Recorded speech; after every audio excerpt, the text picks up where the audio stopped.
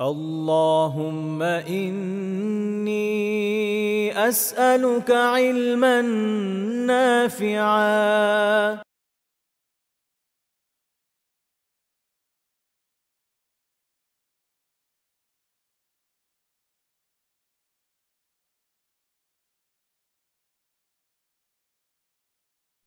বিসমিল্লাহ আলহামদুলিল্লাহ ওয়াসসালাতু ওয়াসসালামু আলা সাইয়্যিদিনা রাসূলিল্লাহ।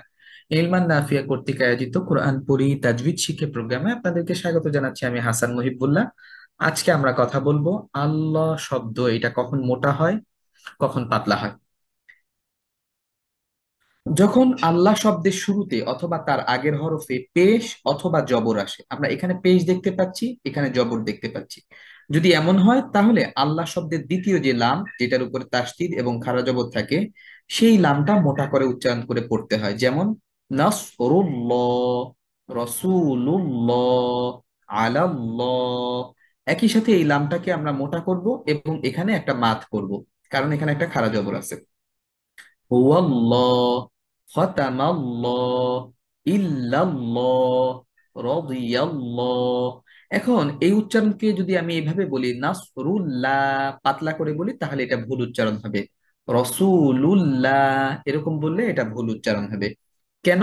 কারণ যদি পেশ আর জবরের পরে আল্লাহ শব্দ আসে, তাহলে ওই আল্লাহ শব্দের দ্বিতীয় যে লামটা, এই লামটাকে মোটা করে এক আলিফ যে মাত্রা আছে এই মাত্রা উচ্চারণ করতে হয়। আশা করি বুঝতে পারছেন। এরপরে যদি আমরা খেয়াল করি, যদি এই আল্লাহ শব্দটা জেরের পরে আসে, তাহলে ওই আল্লাহ শব্দের যে দ্বিতীয় লামটা, এই লামটাকে আমরা তখন পাতলা করে পড়বো। যেমন বিসমিল্লাহ, ফিল্লাহ, মিন ইনদিল্লাহ। এখন আমি যদি এইটাকে এরকম মোটা করে বলি বিসমিল্লাহ, এটা ভুল উচ্চারণ হবে। কেন? কারণ জের আসলে এই আল্লাহ শব্দের দ্বিতীয় লামটা পাতলা করে উচ্চারণ করে পড়তে হয়। তাহলে ফিল্লাহ, মিন ইনদিল্লাহ, আলহামদুলিল্লাহ, বিআয়াতিল্লাহ, আউযু বিল্লাহ, কুলিল্লাহ। এভাবে করে আমরা পাতলা করে উচ্চারণ করব।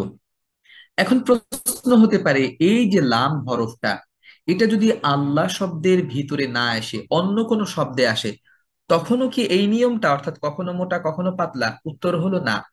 তখন সাধারণভাবে লাম সবসময় পাতলা করে উচ্চারণ করতে হয়, কারণ লাম হরফটা পাতলা হরফ। আজকে এ পর্যন্তই। পরবর্তী পর্বে আমরা নতুন কোনো বিষয় নিয়ে কথা বলবো। সে পর্যন্ত আল্লাহ সুবহানাহু ওয়া তাআলা আমাদের সবাইকে ভালো রাখুক, সুস্থ রাখুক, সেই প্রত্যাশায়। আসসালামু আলাইকুম।